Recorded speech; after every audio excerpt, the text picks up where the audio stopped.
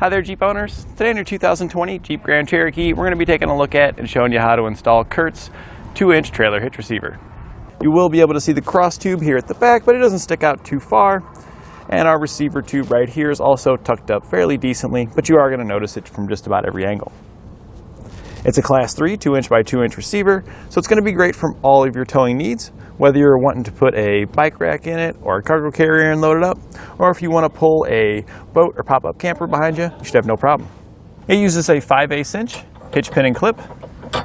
Now, one doesn't come included with the hitch, but we've got plenty available here at etrailer.com. On bottom, we have plate-style safety chain loops that has a moderate-sized opening.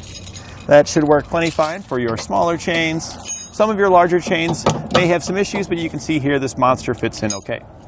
This hitch offers a 600-pound tongue weight, which is the force going down on top of our receiver, and it's going to be more than enough for a 4-bike platform rack fully loaded up, as well as the largest cargo carrier we have available here at etrailer.com, also loaded up to the max.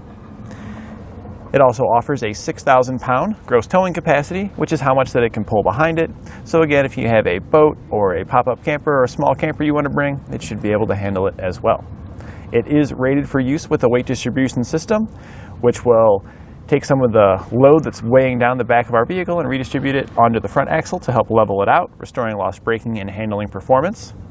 When using a weight distribution system, our tongue weight increases to 750 pounds and our gross towing capacity increases to 7,500 pounds.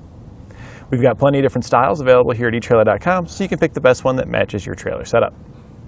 As always, I recommend that you verify in your vehicle's owner's manual and ensure you don't exceed any of its towing capacities. Now I've got some measurements for you to help you when deciding on accessories. From the center of the hitch pin hole to the edge of our rear bumper, it measures about 4 inches. And this is important when determining if any of your folding accessories can be placed in the upright storage position without contacting the bumper. And from the ground to the top inside of the receiver tube, it measures about 15.5 inches. This is important when determining if you need to drop, rise, or raise shank on any of your accessories. Now that we've gone over some of the features, let's head into the shop together so we can go over this installation. It'll be over before you know it because this is one of the easiest hitches to install out there. We'll begin our installation underneath the vehicle by removing some factory hardware to reveal some weld nuts that we're going to be raising our hitch up to install into. We're here on the driver's side of the frame, and we need to remove the 2 inside bolts that we see here. We're going to use a 21mm socket to remove those.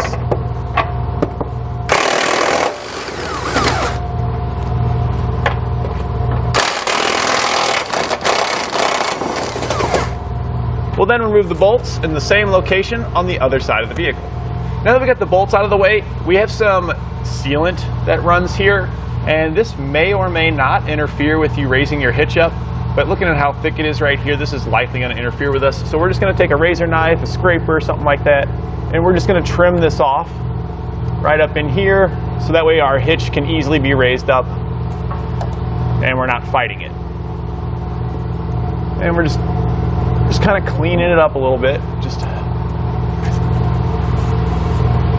and then we're going to check the other side of the vehicle and then do the same thing over there. And now with an extra set of hands, we're going to lift our hitch into position, lining up the holes in the hitch with the weld nuts in the frame of the vehicle. And then we can just reinstall the factory bolts that we had removed. We can then go back and tighten them down with a 21mm socket.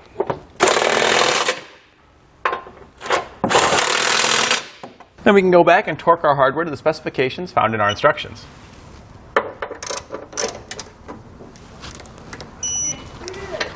And that completes our installation of Curtz 2-inch trailer hitch receiver on our 2020 Jeep Grand Cherokee.